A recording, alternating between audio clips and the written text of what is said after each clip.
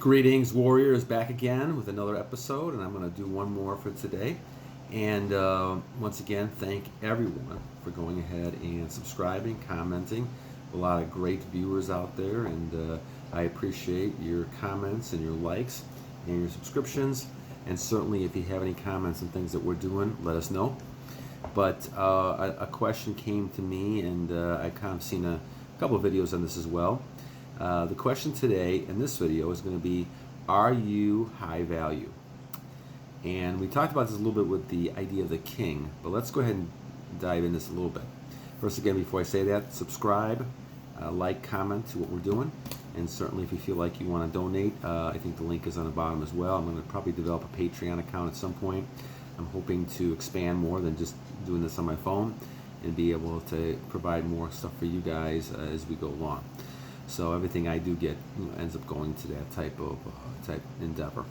All right, so are you high value? So the answer, of course, is yes. But what is high value? Okay, so a high value person, and this could be male or female, but we're going to focus on males because that's what I am, and so we're going to focus on that. The high value male is a person who really brings a lot, as they say, to the table when it comes to things they do. And so that type of person has a lot of things going for them. But the biggest thing they have going for them is that they know themselves, and they've learned to be able to control themselves. They've been learning to be able to handle situations of stress. They can handle challenges. They overcome challenges to develop goals and to accomplish goals. So high value doesn't necessarily mean that you have a lot of money, though you could have a lot of money. Doesn't necessarily mean you have a lot of beautiful people around you, though you could. Doesn't necessarily mean that you're the smartest person in the world, because a lot of people out there who don't have high IQs are still high value people. But this person, what they are doing is bringing things to the table, which is why when you look at situations like this, is that when we talk about attraction and male and female attraction, people are looking for people of high value. If you're a woman, you're looking for a person of high value. Obviously, things that women tend to look for, as reported to me in the past, things like having security, feel like there's a strong person around them, feels like this person can make money, this person has some goals, ambitions, they want to make something out of themselves. That's the type of person, and they're attractive to the other gender. All these type of things are high value things, okay? These are things that are high value. These kind of things what people look at.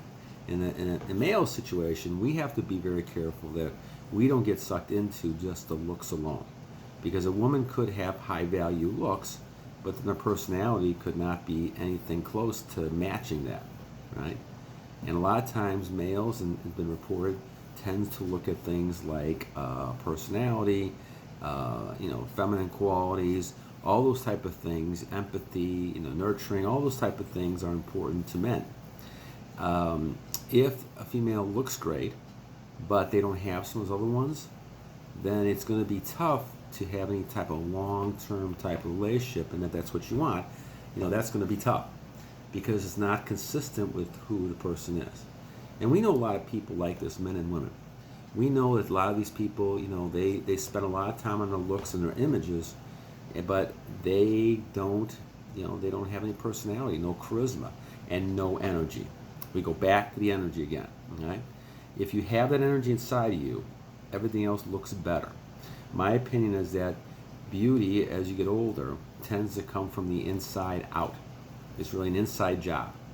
If you have energy and you're keeping your energy and you're becoming strong, your personality is becoming stronger, you're more willing to take risks, you're not afraid, you don't have that fear, all those type of things, that depression, then you look more attractive and you become a higher value person as you go along.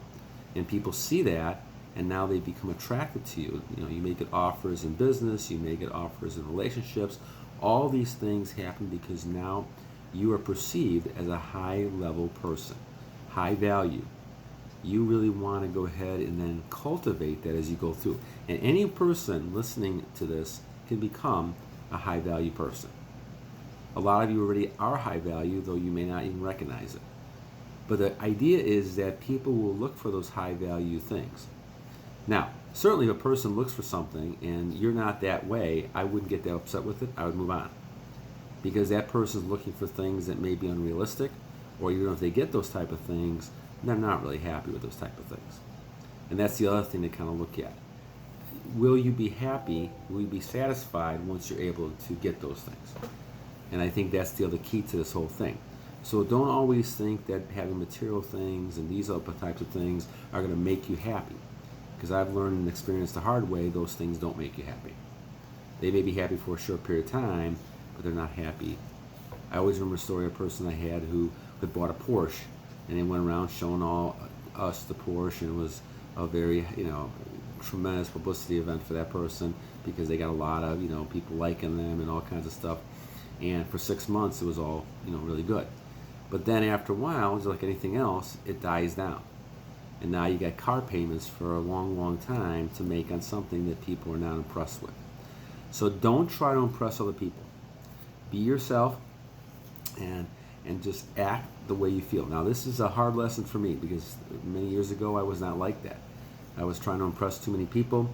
I wasn't somebody who really had a lot of confidence in myself. I was kind of shy. And so I basically kind of learned a lot of things about communication, which is why I love teaching communication to people.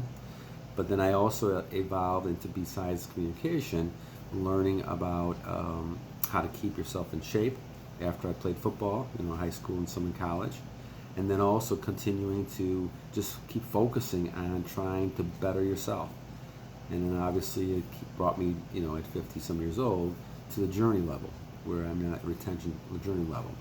And the idea then is to try to once again continue to be successful. I think the course of life, as Emerson said, is to teach us faith and to basically continue working on achieving those goals. But it's a battle. It's a battle. Every day is a battle in many cases. It gets better in some ways and it gets worse in other ways. But you're going to continue battling until you achieve the best version of yourself you can. And that could be at 30 years old, it could be 60 years old, it could be 80 years old. You should continue to keep striving no matter how old you are to reach that pinnacle to make sure that you've given the best you got. And a lot of it is avoiding distractions. Do not let people kind of suck that energy from you because you're going to go ahead then and become a lower value type person because of that. So as we look at this, once again, high value doesn't necessarily mean material types of things because a lot of people who are, having some material things, whether they made it on their own, maybe they inherited it, who knows, but those people are not necessarily the most high value people you're going to get. And some people get fooled by that, and so they go for that, and they realize this person's very shallow, they're not a nice person, and now they run into a lot of problems with that.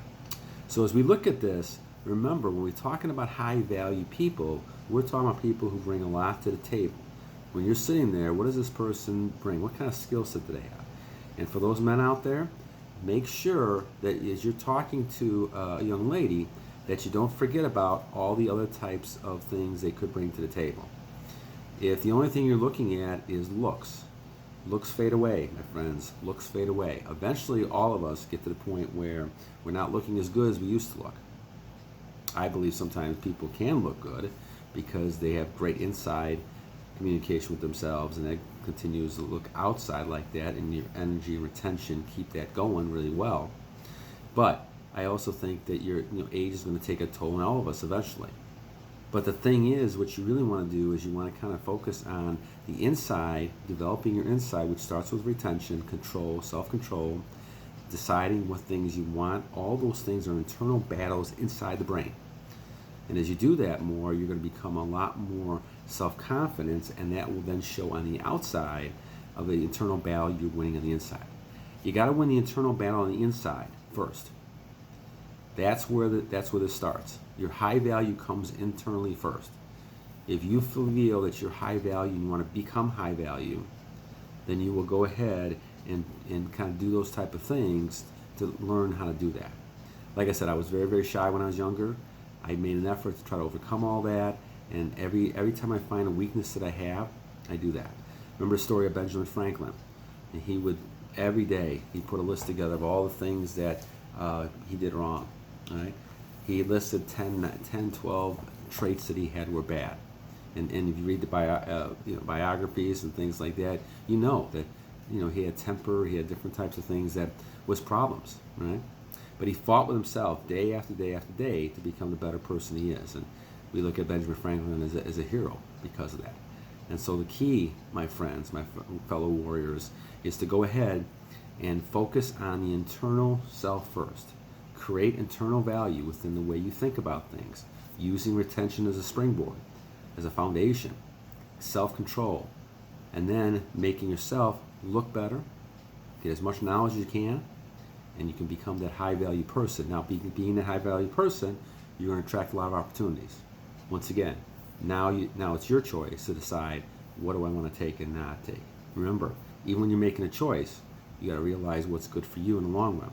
Don't make some choices and fall back into the bad patterns again, and all of a sudden now you're back to square one again. So make them wisely. Don't make them because of temptation. Make them because your head up here is thinking about what's better for you. Don't listen to other things that could distract you and move you away from that. All right, good topic on high value, guys. We are all high value as long as you have the potential to be high value. You just have to develop that from within, and it will show you on the outside. And you can move together and then find lots of opportunities to be successful out there. Until next time, fellow warriors, battle on.